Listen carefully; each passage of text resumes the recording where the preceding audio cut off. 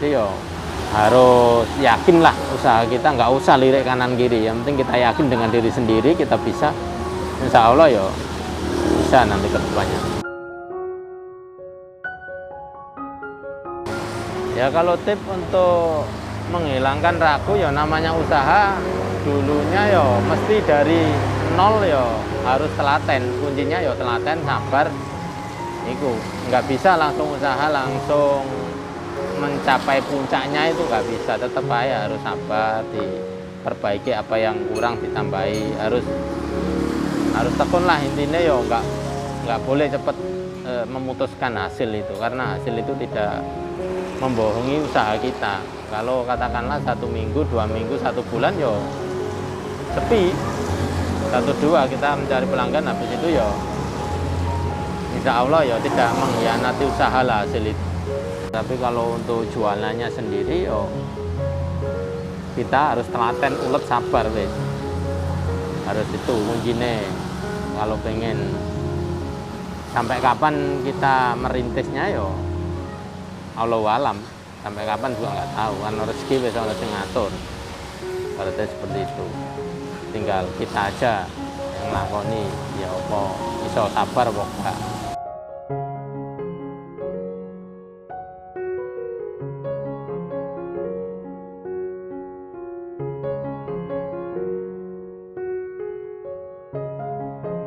Kan kita kan harus ada evaluasi, kenapa ini kok katakanlah usaha kita nggak jalan.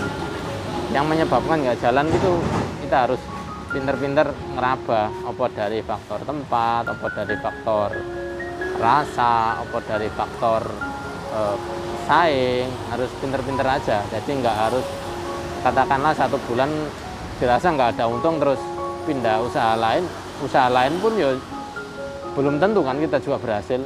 Kenapa ditinggalin yang sudah ada, ntar mikir lagi usaha apa lagi, kan bingung lagi. Yang sudah aja dibenahi sedikit-sedikit, suatu saat mungkin ya akan menemui titik keberhasilan. Sama kalau pesennya untuk kaum milenial yang pengen buka usaha, yo modal nggak harus besar, yang penting punya tekad, inspirasi. Dan ya sekarang eranya zaman digital, ya pinter-pinter aja kita memasarkan, cara apa ya harus pinter-pinter aja. Jadi ya harus yakin lah usaha kita, nggak usah lirik kanan kiri. Yang penting kita yakin dengan diri sendiri, kita bisa, insya Allah ya bisa nanti ke depannya. Nah, perkenalkan, nama saya Malik, asli dari Lamongan. Saya di sini sebagai pendatang, berarti sebagai pendatang itu ya nunut di negeri Kediri untuk mencari rezeki apapun yang penting halal, sedikit-sedikit lebih telaten tidak dilumintu ya. Saya apa jenenge mulai pengen hidup mandiri tanpa bergantung pada siapapun, usaha sendiri. Usaha ya dimulai dari yang kecil. Dimulai yang kecil ya contohnya ya pentol ini. Saya buka usaha pentol, saya beri nama Pentol Oishi. Pentol Oishi itu kenapa saya beri nama Pentol Oishi? Dulu itu ceritanya saya pernah bekerja di Jepang selama kurang lebih 5 tahun di sana. Saya di sana kerja di sebuah perusahaan otomotif. Sebenarnya saya disuruh balik ke sana lagi untuk memperpanjang dan dipekerjakan sebagai karyawan tetap di sana. Tapi ya saya menolak itu demi kemandirian, karena di sana sudah tak rasa cukup lah, karena pengen hidup bebas. Kalau di sana tertekan kita, tertekannya karena ya hidup ada yang ngatur. Kalau gini usaha sendiri ya diatur-atur sendiri, dapat rezeki sendiri, dimakan sendiri, jadi ya enak. Nah, kenapa saya nggak balik ke sana juga ya? Secara cuan memang di sana lebih besar daripada di sini, tapi untuk kebebasan kita lebih bebas di sini. Kalau di sana kita tertekan. Usaha untuk ini saya merintis Pentol Oishi. Semoga aja pentol ini bisa dikenal di masyarakat Kediri bisa menjadi makanan khas lah. Ya ada varian, nanti variannya seperti pentol tahu, pentol telur, pentol ini pakai daging asli. Di masyarakat Kediri bisa menjadi makanan khas lah. Ya ada varian, nanti variannya seperti pentol tahu, pentol telur, pentol. Kalau ide usaha ini sih dari apa ya, dari kepinginan aja sih, lihat makanan tradisional yang tidak lekat termakan zaman. Dari zaman jahiliyah sampai sekarang namanya pentol itu masih banyak digandrungi oleh kaula muda lah. Jadi bukan tergolong jajanan yang baru atau yang terlalu kuno. Terus rasanya juga bisa terbilang khas lah kalau pentol itu. Jadi yo memilih usaha ini sebenarnya yo cuma ingin coba-coba tapi yo kalau cuma dicoba-coba nggak dijalani dengan tekun yo nggak jadi. Makanya yo harus sabar dulu. Untuk berjalannya waktu kita pengen kalau bisa membuka cabang di seluruh Kediri ya.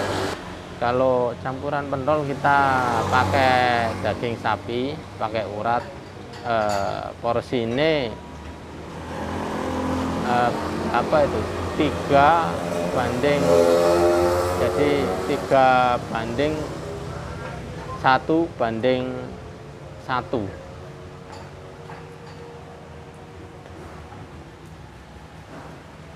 Gimana? Nah, perbandingan. Jam buka dan tutup. Kalau jam buka kita untuk sementara ini kita buka jam 9 sampai habis. Biasanya habisnya ya nggak mesti. Kadang jam 4, terus kadang juga sampai malam, tergantung cuaca juga. Jadi kita nggak mematok jamnya, sementing sampai habis. Kalau itu ya maksimal kita jam 9 malam.